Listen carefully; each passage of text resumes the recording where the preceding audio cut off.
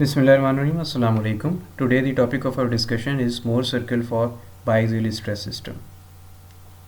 Before going to discuss Mohr circle, we will quickly revise the concept of calculating normal stresses, principal stresses which we have done analytically.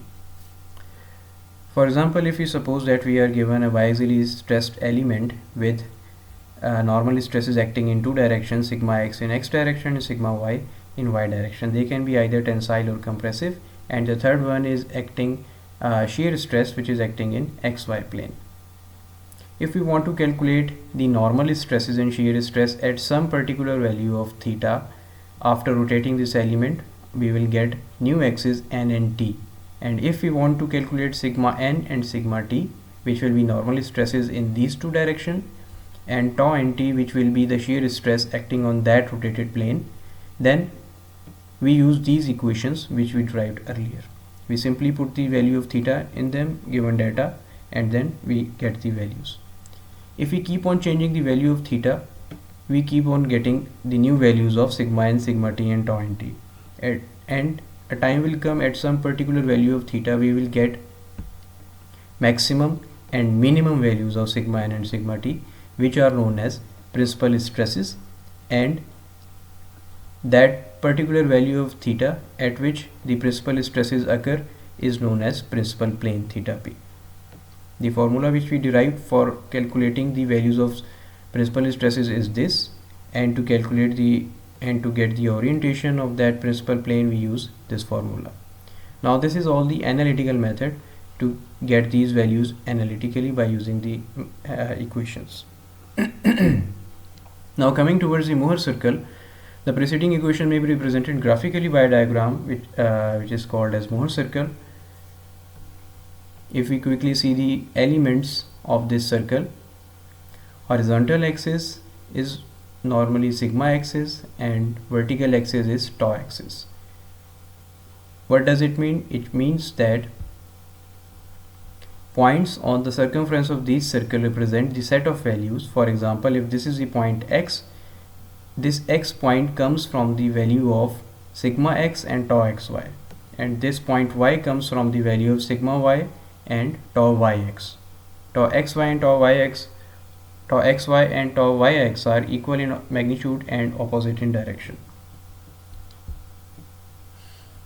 Center C of the circle can be obtained by using the formula sigma x plus sigma y divided by 2, and radius r of this circle can be calculated by this formula.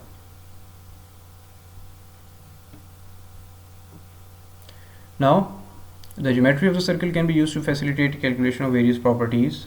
Ultimately we want to get the values of principal stresses.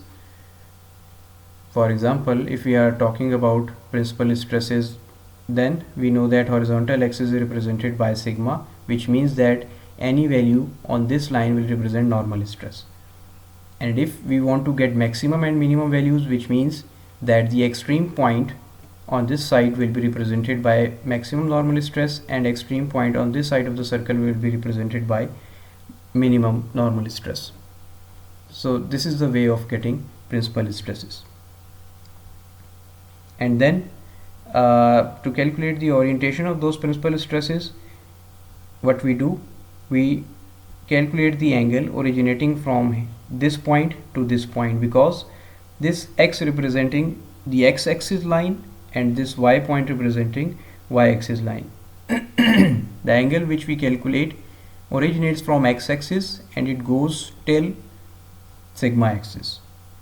Then we come to know about theta p. Actually it is written 2 theta p here because x-axis and y-axis are 180 degree apart, which is normally 90 degree apart in case of rectangular coordinate system. That is why 2 theta p is written here. After calculating 2 theta p, we just divide the value by 2 to get theta p. To calculate the values of maximum and minimum principal stresses, we use this formula which is clear in the geometry of circle, that to get this value we just add center to radius value, and to get the minimum normal stress we just subtract the value of radius from the value of center.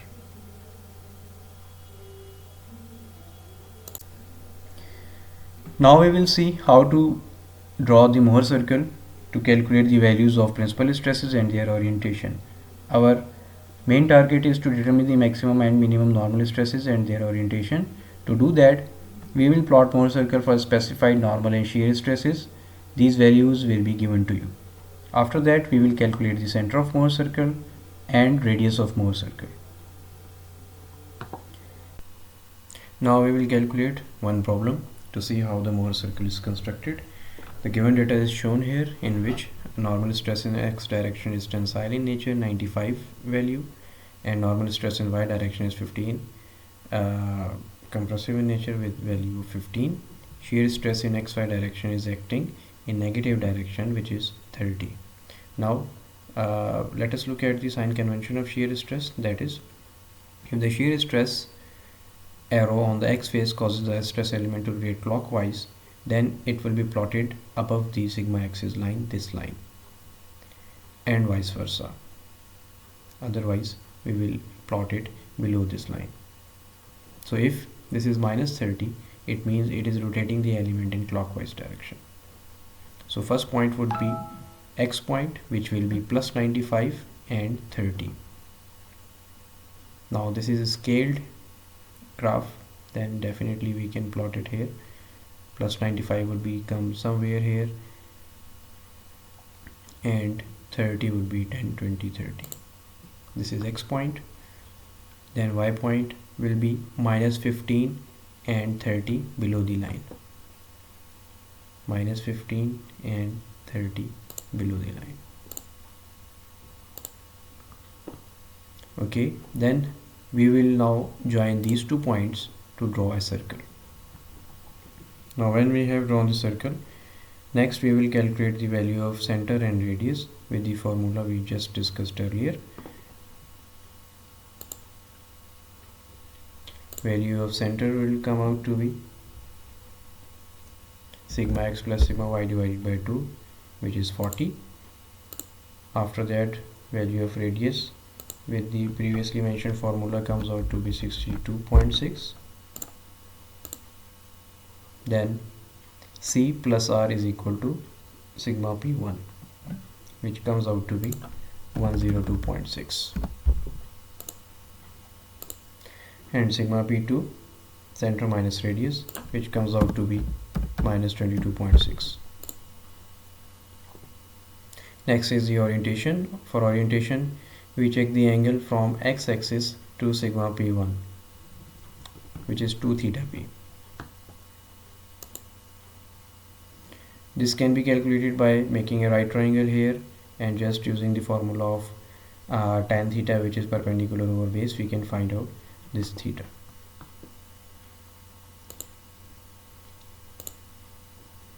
Using that, 2 theta P comes out to be 28.61. Now we will show theta P in this originally stressed element just to show the orientation.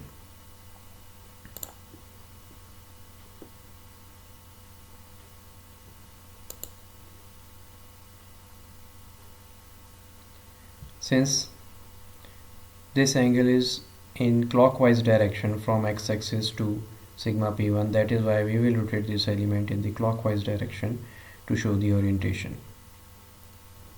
And it will be 14.3, since this is 2 theta P and we have to show here only theta P.